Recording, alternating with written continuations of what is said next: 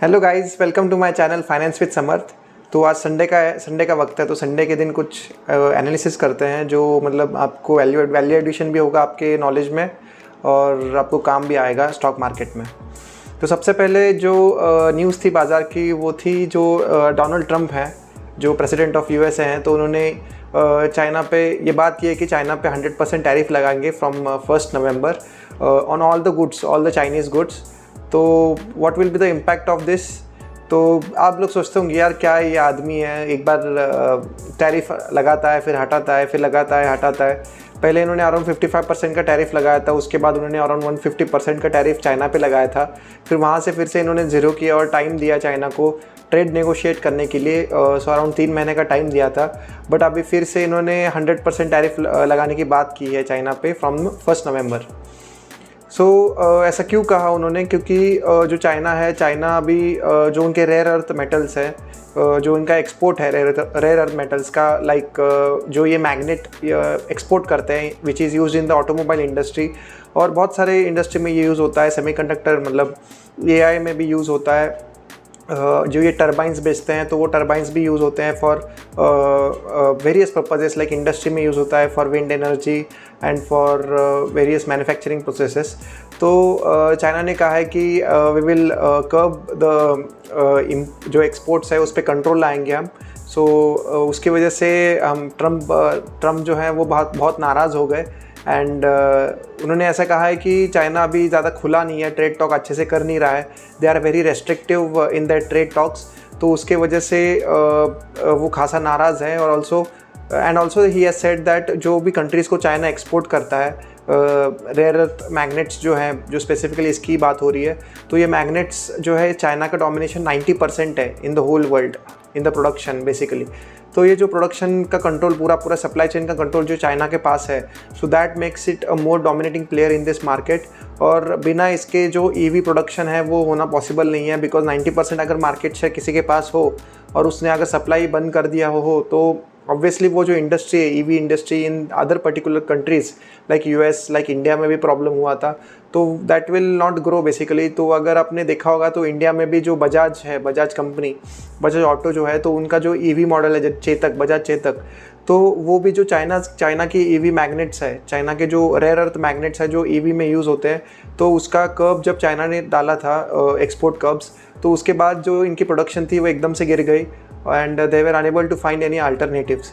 तो that this is very dangerous for that particular industry जो growing हो रही है, बहुत फास्ट पेस से ग्रो हो रही है ईवी इंडस्ट्री, तो उसके लिए ये अच्छा नहीं है। सिमिलरली जो यूएस है, यूएस में भी ईवी इंडस्ट्री अच्छे से ग्रो हो रही है, ईवी पेनिट्रेशन बहुत ज़्यादा है वहाँ पे, और companies like Tesla and other companies, तो उनको भी ये इशू होता है regarding the rare earth magnets. और जैसे ही कॉर्पोरेट्स को इशू होता है तो ट्रम्प तो हमारे कैपिटलिस्ट जो है, जो इनका जो झुकाव है, जो इंक्लिनेशन है, that is towards more capitalism.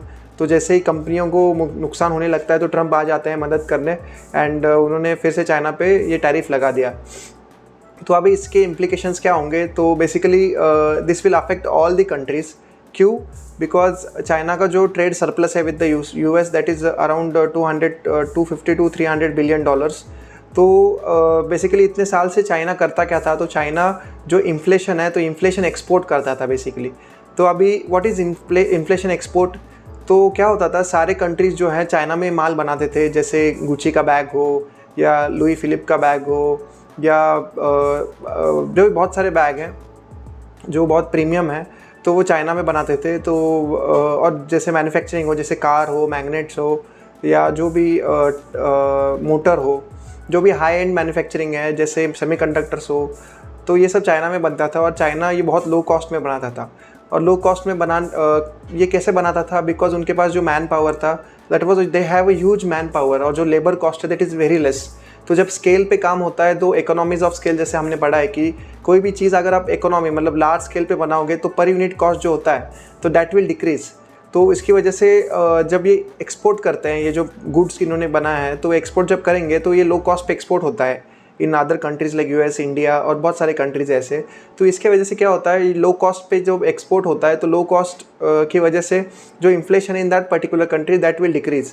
तो इसलिए कहते हैं कि चाइना जो है इतने साल से इन्फ्लेशन एक्सपोर्ट करता था, लेकिन अभी क्या हो रहा है, चाइना का जो पर कैपिटा जीडीपी है, GDP per capita, that is increasing, that is touch to around more than $10,000।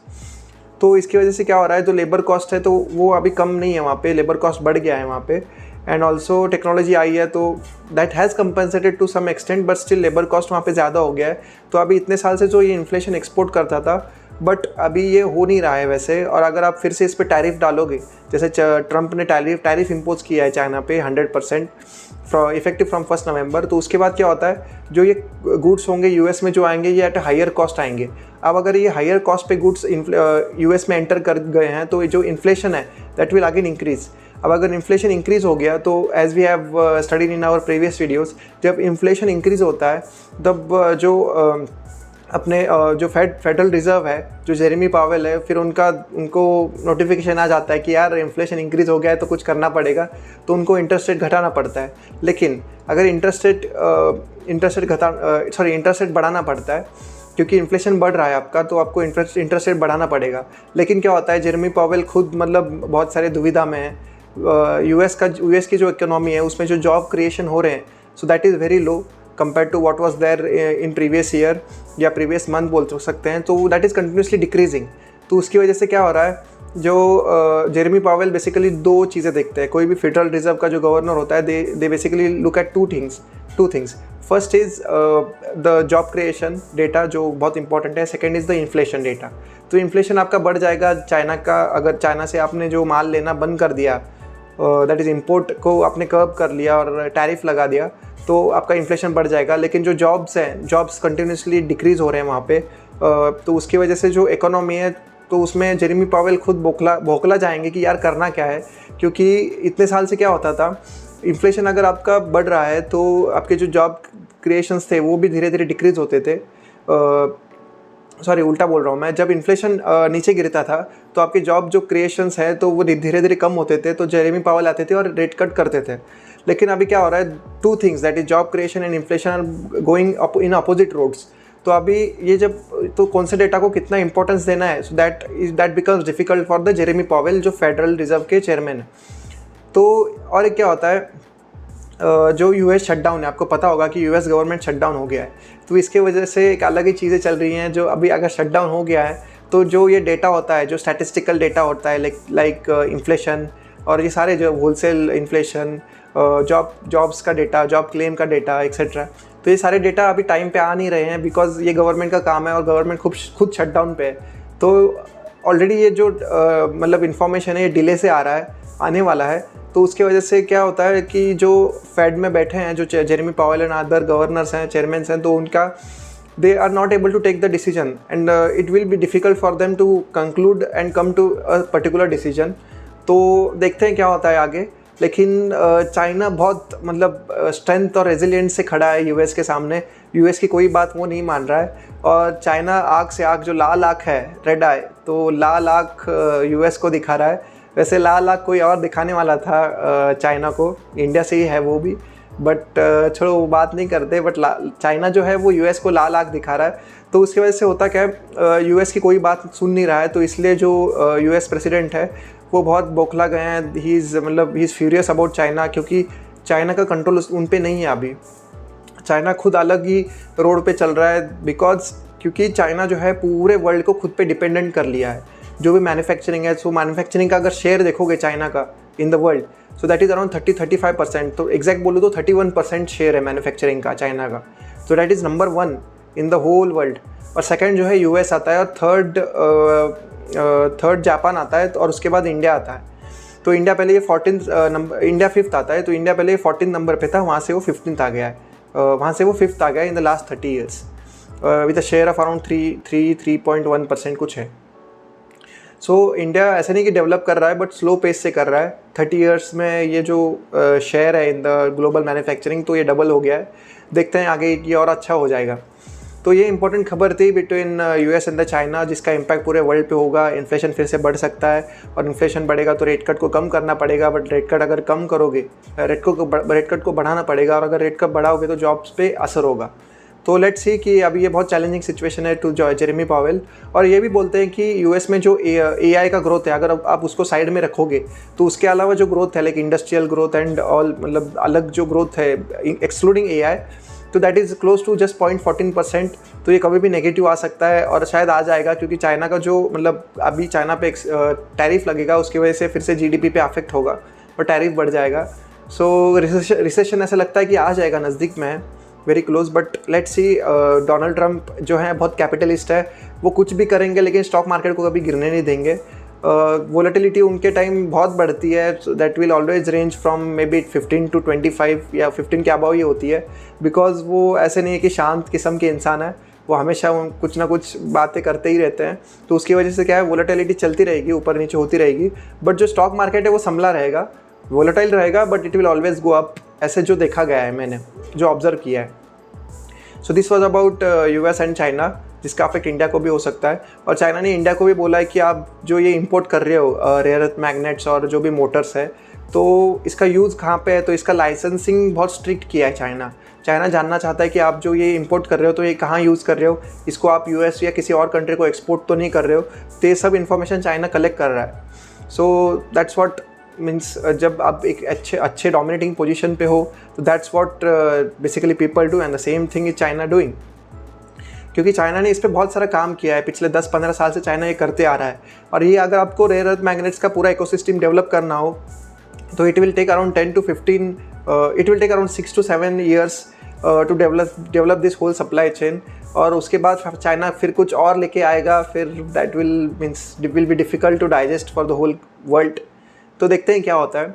अभी इंडियन कंटेक्स्ट में अगर बात करना हो, तो रिजल्ट्स आए हैं बहुत सारे। एक डीमार्ट का पर्टिकुलरली एक रिजल्ट आया है, जिसमें डीमार्ट ने जो टॉप लाइन ग्रोथ है, दैट इज़ रेवेन्यू, तो दैट इंक्रीज बाय 15.5%। और जो बॉटम लाइन है, दैट इज़ प्रॉफिट ग्रोथ बस अराउंड 4.1% से गिरा है। तो what this will tell is, this is because जो मार्जिन्स है दैट हैव डिक्रीज्ड, क्योंकि रेवेन्यू आपका बढ़ गया है, बट आपका जो मार्जिन है that has not increase to that extent. जो आपका प्रॉफिट है that has not increase to that extent. So उसकी वजह say that is pretty clear कि जो मार्जिन्स पे प्रेशर बहुत है। तो लेट अस सी, और इन्होंने 8 स्टोर्स ऐड किए हैं in this quarter, which is pretty good thing. अगर आप और एक चीज़ मैंने नोटिस की है इनके बैलेंस शीट में, अगर आप जो लाइबिलिटी है इनका देखोगे, सो दैट इज़ एक मिनट, that is close to around, अगर मैं आपको बताऊँ तो that is close to around 820 crore in the March 2025 की ईयर में, लाइक FY25। सो ये अराउंड 800 करोड़ का इनका जो लाइबिलिटी है। बट अगर आपको उसको एनालिसिस करोगे फिर से उस लाइबिलिटी को, तो that is not a short term और long term liability, that is a lease liability. तो लीज लाइबिलिटी एक अकाउंटिंग टर्म होता है। तो लीज लाइबिलिटी होता क्या है, तो lease liability is basically the present value of future lease payments. तो क्या होता है, डीमार्ट के केस में, डीमार्ट बहुत सारे स्टोर्स लेता है, बहुत सारे जगह लेता है, बहुत सारे लीज पे रखता है। बेसिकली ये बाय करते हैं land for the means any, अगर स्टोर कुछ खड़ा करना हो, इनको स्टोर ओपन करना हो, तो they buy the land and they open the store. But बहुत सारे ऐसे भी हैं कि जो लीज पे वो लेते हैं चीज़ें, तो वो लीज़ जितने भी टाइम के लिए लेते हैं, सपोज़ उन्होंने एक जगह लीज़ पे ली है, सपोज़ एक 1000 स्क्वायर फुट जगह इन्होंने लीज़ पे ली है, और ये लीज़ 5 years का है, और इसका लीज़ पेमेंट है may be 1 crore per month, suppose example दे रहा हूँ मैं। तो ये जो भी पेमेंट्स है every month for the 5 years, तो इनका प्रेजेंट वैल्यू कैलकुलेट करते हैं। तो इनका प्रेजेंट वैल्यू जो भी आएगा इस लीज़ पेमेंट का, that will come into liability. ये अकाउंटिंग टर्म है, मेरे को पता नहीं है क्यों, मतलब ये इसमें एक फॉल्ट है, क्योंकि यार आप तो पेमेंट कर रहे हो एवरी मंथ, तो how can you take the present value of all the lease payments, जो फ्यूचर वैल्यू है, like present value of future lease payments है, ये पूरा आप कैसे एक सिंगल कंपोनेंट ले सकते हो। और इसका एडजस्टमेंट करते हैं ये ROU से, that is right of use of asset.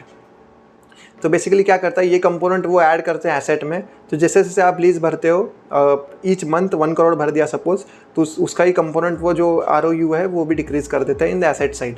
तो ऐसे ये बैलेंस करते हैं। So this is the accounting term. पता नहीं यार, जो ICAI है, जो चेंबर ऑफ अकाउंटिंग एंड ये जो मतलब बोर्ड है ICAI, तो इनको ये देखना चाहिए और शायद मॉडिफिकेशन भी लाना चाहिए, पर ठीक है चलो। तो ये एक था डीमार्ट का रिज़ल्ट। तो ऐसे लग रहा है कि यार रेवेन्यू 15% से 15.5% से बढ़ गया है। तो इतना कुछ खास नहीं है ये। डिमांड जो देखा गया तो अराउंड 20% से बढ़ता था पहले, और वो जो ग्रोथ है दैट हैज़ डिक्रीज्ड। उसकी वजह से जो स्टॉक है अगर आप देखोगे तो बहुत टाइम से चला नहीं है, क्योंकि जो पी रेशियो है तो दैट इज़ अराउंड 100। तो ये 100 का जो पी रेशियो है और अगर 15% का ग्रोथ हो तो यार बहुत नाइंसाफ़ी है ये तो। मतलब इसको शायद टाइम करेक्शन में रहेगा ये। और अभी जैसे जीएसटी कट्स आ गए हैं इन द मंथ ऑफ सितंबर, तो शायद कंजम्पशन धीरे धीरे ग्रो होगा, जैसे न्यूज़ आ रहे हैं। तो ग्रो होने के बाद शायद ये जो रेवेन्यू ग्रोथ है दैट में गो टू अराउंड 18 to 20%। तो उस टाइम वी कैन एक्सपेक्ट कि स्टॉक थोड़ा सा हलचल कर सकता है। ऐसी ही एक कंपनी और एक जो मतलब मैं चाहता हूँ कि आप मतलब रेडार पे रखें खुद के, तो वो है वेदांत फैशन। अगर आप देखोगे सो दैट इज़ ऑल्सो मतलब बहुत टाइम करेक्शन हो गया है इसमें। जो जिस लेवल पे इसका पी रेशियो था अभी उस लेवल से बहुत नीचे आया है, तो 42 के पी पे आया है ये स्टॉक। नीचे मैं देख रहा हूँ क्योंकि लैपटॉप है नीचे और वो स्क्रीनर का देखे मैं आई am telling you the information. तो इसका क्यों ये इंपॉर्टेंट है कंपनी, बिकॉज अगर आप देखोगे तो ये बहुत स्ट्रॉन्ग कंपनी है। जो इसका जो मोट है, जो वॉरेन बफेट का टर्म है दैट इज़ वेरी स्ट्रॉन्ग। जो इसका प्राइसिंग पावर है दैट इज़ वेरी स्ट्रॉन्ग। तो इसका अराउंड 40% का आसपास इसका जो मार्जिन है, वेट लेट मी चेक, 40% ही है जितना मैंने चेक किया था, या फॉर मोर देन 40% इसका मार्जिन है, operating margins. So that is very high in the market. और बहुत टाइम करेक्शन से आ रहा है, 2-3 साल से स्टॉक चला नहीं है जब से ये आया है, क्योंकि बहुत हाई वैल्यूशन पे ये आया था। That is why. और जो कंजम्पशन था, कंजम्पशन के साइकिल में स्लो डाउन था, तो दैट इज़ वाई ये स्टॉक ज़्यादा चला नहीं है। बट अगर आप देखोगे अभी कि ये बहुत रीजनेबल प्राइस पे आ गया है, 42 का पी चल रहा है। ROE और RSOE देखोगे आप तो 26% ROCE है और ROE जो है 22% है।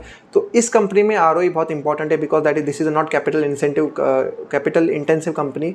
तो 22% ROE is very good ROE। Basically अगर जो भी ओनर है that if he is investing 1000 crore, he is generating 22% on that is 220 crore वो जनरेट कर रहा है। So that is very good metrics to understand. और अगर इसका आप ग्रोथ भी देखोगे तो जो क्वार्टर एंड क्वार्टर ग्रोथ है that is also not increase to that extent, flat रहा है मोस्टली। और बट ईयर ऑन ईयर ये तो साइक्लिकल कंपनी है, क्योंकि मोस्टली जो अरविंद फैशन है दैट इज़ मान्यवर है, जो इसके सेल्स होते हैं that is mostly in the wedding के जो कपड़े होते हैं मोस्टली ये सेल करते हैं। So that is in the month of like सब अक्टूबर नवंबर दिसंबर में ये सेल करते हैं। ये 3 में इनका ज़्यादा होता है, जनवरी फरवरी मार्च इसमें भी ज़्यादा होता है। तो ये 6 महीनों में ये बहुत अच्छा करते हैं। दैट इज़ वाई इनका अगर आप ये भी देखोगे जो बैलेंस शीट है या आप प्रॉफिट एंड लॉस देखोगे तो उसमें वो भी आपको रिफ्लेक्ट होगा। तो अगर कंजम्पशन साइकिल ऑलरेडी स्लो हो गई है, लेकिन जीएसटी कट्स, रेट कट्स आए हैं, इसकी वजह से फ़ायदा इनको बहुत हो सकता है। तो you have to keep on watch, क्योंकि रिस्क रिवॉर्ड जो है इस केस में, इस कंपनी में तो बहुत अच्छा है। रिस्क बहुत कम है लेकिन रिवॉर्ड बहुत अच्छा है। So you can keep a track of this company and check कर सकते हैं, रेडार पे रख सकते हैं खुद के। There is no buy recommendation, but I am telling कि आप रेडार पे रख सकते हो इस कंपनी को। तो और एक खबर थी, वो थी टाटा मोटर्स की जो डीमर्जर की खबर थी। लाइक जो फ्रॉम 1 अक्टूबर से ये शुरू होगा, जो और लिस्टिंग होगी दैट विल बी इन नवंबर में डेट शायद नहीं आया, but what will B this demerger about. तो ये कमर्शियल व्हीकल बिजनेस और जो पैसेंजर व्हीकल बिजनेस है, सो इसमें डीमर्जर होने वाला है। तो व्हाट इज़ कमर्शियल व्हीकल, जो ये ट्रॉली देखते हो आप जो रोड पे जाते हैं, जो कंस्ट्रक्शन रिलेटेड होते हैं, बेसिकली ट्रॉली हो या ट्रक्स हो, जो भी या गुड्स के ट्रक्स हो जो मतलब ट्रांसपोर्ट में यूज़ होता है। So these are all are commercial vehicles. And what are the passenger vehicles, जो कार है जैसे टाटा हैरियर, सफारी, ईवी में जो है पंच और ये सारे जो ईवी के टियागो है, तो ये जो है ये पैसेंजर। जैगवार जो सबसे बड़ा कंपोनेंट है जो रेवेन्यू को कंट्रीब्यूट करता है, so Jaguar is also passenger vehicle. तो ये दोनों में डीमर्जर होने वाला है। तो डीमर्जर से बेसिकली हो क्या सकता है, इसकी कोई गारंटी नहीं है, but what I analyse is जो इनका पैसेंजर व्हीकल बिजनेस है that is very strong business. और जो एलोकेशन है, कैपिटल एलोकेशन, जो कैपेक्स है that will be a different thing, वो अलग डिफरेंट हो जाएगा after demerger. Allocations will be efficient and ऐसा नहीं होगा कि यार एक कमर्शियल व्हीकल बिजनेस जो बहुत स्टेडी है, ग्रोथ भी बहुत स्टेडी है उसका, और that is supporting to passenger vehicle, और पैसेंजर व्हीकल की जो कैश फ्लोज है that is supporting to commercial vehicle. ऐसा नहीं होगा, 2 सेपरेट एंटिटीज़ होंगे। तो री रेटिंग भी हो सकती है। जो पैसेंजर व्हीकल सेगमेंट है which is high growth segment due to the EV जो है, जिनका 45 to 50% मार्केट शेयर है ईवी में, तो उसमें वो ग्रोथ री रेटिंग हो सकती है। और जो अभी इनका पी रेशियो चल रहा है that is in single digit, so that can also increase may be 30-40% से वो भी इंक्रीज़ हो सकता है।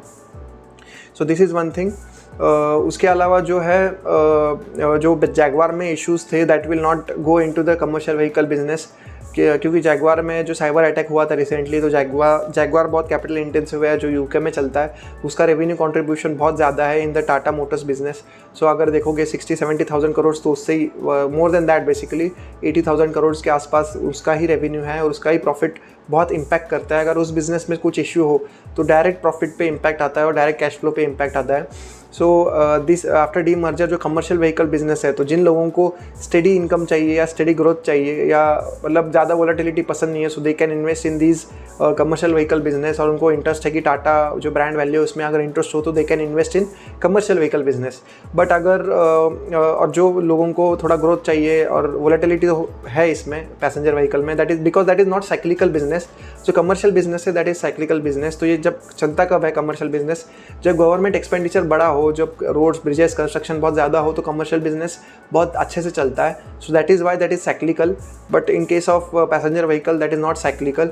ये पूरे साल पे बेचते हैं लोग और कंपनियाँ, और दिवाली और इसमें तो और ज़्यादा होता है। So two different companies, two different management would be there which will focus on two different companies solely, और अलग से वो मतलब जो प्रोसेस हैं उसको इम्प्लीमेंट कर सकते हैं। कैपिटल एलोकेशन अलग होगा, कैपेक्स अलग होगा, प्रॉफिट और बैलेंस शीट अलग बनेंगी, और तो उसकी वजह से एक एफिशिएंसी भी आएगी और वैल्यू अनलॉक हो सकता है इन दोनों कंपनी में। सो उस पर भी आपको ध्यान रखना पड़ेगा। So this was it. और इसके अलावा अगर आप और एक चीज़ मेरे को याद आ रही है जो इसमें मैंने पढ़ा था, एक जो है EV बाय EBITDA जो है, so that is basically valuation matrix जो है। तो EV बाय EBITDA जो है इन केस ऑफ जो टाटा मोटर्स है which will be a passenger vehicle, तो वो बढ़ सकता है, क्योंकि जो एंटरप्राइज वैल्यू है दैट कैन इंक्रीज, क्योंकि वो बढ़ नहीं सकता वैसे, वो उतना ही रहेगा। बट अगर डी मर्जर या कोई भी मतलब मर्जर और डी मर्जर करना हो, अगेन EV बिजनेस का डी मर्जर ये प्लान कर रहे हैं but in the passenger vehicle, तो उसमें जो EV बाय EBITDA मिलेगा दैट विल बी हायर। क्यों? क्योंकि बेसिकली EV बाय EBITDA होता क्या है, EV is your enterprise value, EBITDA तो earning before interest, tax, depreciation and amortisation, that is basically operating profits होते हैं। तो क्या होता है, EV इज़ एंटरप्राइज वैल्यू। तो एंटरप्राइज वैल्यू होता क्या है, that is the value of the firm which is used, valuation of the firm which is used during merger and acquisitions. तो EV क्या होता है, enterprise value which is equal to the your equity value plus your debt minus the cash. अभी equity value होता क्या है basically, वो होता है मार्केट कैपिटल। फॉर एग्जांपल अगर टाटा मोटर्स का आप देखोगे तो इनका जो शेयर प्राइस है अराउंड 600 कुछ चल रहा है शायद, तो 600 इंटू नंबर ऑफ शेयर जो भी होंगे that is your market cap, plus जो डेट होगा कंपनी का, long term plus short term दोनों होगा, माइनस द कैश जितना भी है उनके अकाउंट में बैलेंस शीट पे। अब ये अब बहुत लोग सोचते होंगे कि ये कैश क्यों माइनस करते हैं, क्योंकि यार ये भी तो वैल्यू हो गई। इसका एक एग्जांपल, इजी एग्जांपल लेते हैं। अगर सपोज़ आप एक बंगला खरीद रहे हो, एक प्रॉपर्टी बाय करने का सोच रहे हो, तो अगर जो ब्रोकर है आपका या जो भी ओनर है, जो उस कंपनी या उस बिल्डिंग का जो ओनर है, suppose he sells that building to you, तो अगर आप 30% डाउन पेमेंट करोगे दैट इज़ योर इक्विटी, और 1 करोड़ का बंगला है सपोज़, 30% दैट इज 30 लाख आप इक्विटी है, तो आप कैश में पेमेंट करोगे 30 लाख। जो 70 लाख है दैट इज़ डेट, तो वो डेट आपका जो है दैट विल अगेन मतलब that will be a debt basically, that will be borrowed by bank, तो 70 लाख वुड बी डेट। तो आप बोलोगे यार EV तो है, जो एंटरप्राइज वैल्यू है दैट इज़ 1 करोड़। लेकिन मैं एक एग्जांपल देता हूँ इसमें, सपोज़ वो घर में एक तिजोरी है, तिजोरी में 50 लाख रुपए हैं पड़े हुए हैं, कैश पड़ा हुआ है। अब बताइए मेरे को एंटरप्राइज वैल्यू हुआ क्या? एंटरप्राइज वैल्यू क्या हुआ अभी, जो आपका 30 लाख है that is your equity value, जो आपने कैश में पेमेंट किया। जो डेट है दैट इज़ 70 लाख, करेक्ट, तो 70 lakh is your debt, but minus 50 lakh जो आपका कैश है। क्यों? क्योंकि जब आपको ये बंगला मिलेगा, करेक्ट, तो ये बंगले के अंदर 50 लाख रुपए है तिजोरी में, तो 50 लाख रुपए लेके आप डायरेक्ट डेट पे कर सकते हो। तो यार आपकी तो फिर आप जो पे करोगे that has decreased, correct, 30 lakh plus 70 lakh, 1 crore हो गया, माइनस द कैश, क्योंकि आपको तो रेडीली मिल रहा है ना कैश, आप वो लेके डेट पे कर सकते हो। सो एंटरप्राइज वैल्यू डिक्रीज हो गई ना, क्योंकि कैश कंपोनेंट है। तो इसलिए जो EV का फॉर्मूला है उसमें equity value plus debt value minus cash करते हैं। I hope you understand this.